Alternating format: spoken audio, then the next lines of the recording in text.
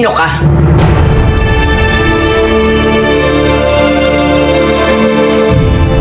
Sino ka? Nagpapaniwala mo ako na ikaw si Ador? Kay tagal kong nakasama si Ador.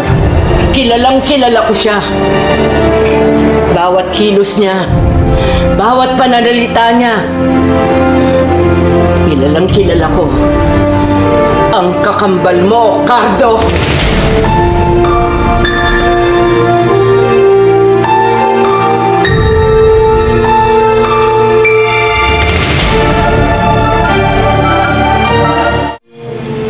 Nakipagkita ako kay Delphine.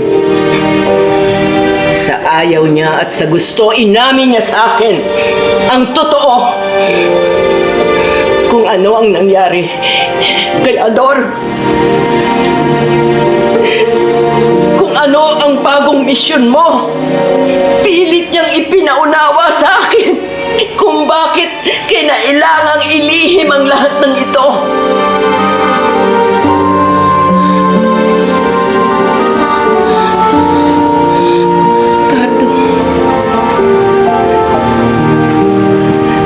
Tagal-tagal kong inintay ang araw na ito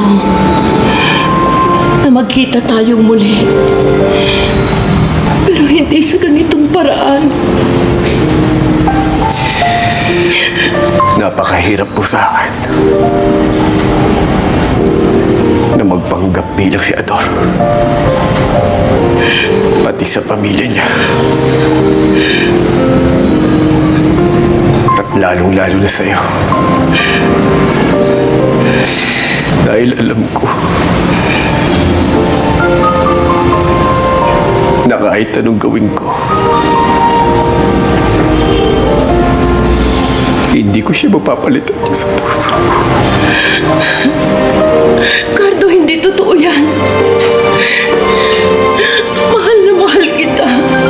Walang araw na lumipas na hindi ka nasa isip ko. Mahal na mahal kita, apo ko. Bakit ako pinigay? Kinailangan nung panahon na yon. Dahil may malubha kang sakit, kailangan kang maoperahan at wala akong pera. Ipinangako sa akin ni Ramon at ni Rose na ipagagamot ka nila. Pinagamot nila ako. Pero maaga rin silang nawala. Ano? Nagpalaboy-laboy ako. Alam niyo ba kung gaano kahirap mag-isa? Na kailangan ko itaguyod ang sarili ko. Na kailangan ko lumaban. At mabuhay mag-isa.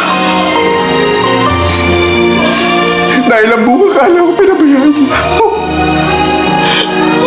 Pinabayaan mo ako. Hindi! Hindi totoo yan! Hindi kita pinabayaan! Hindi! Hindi, Cardo!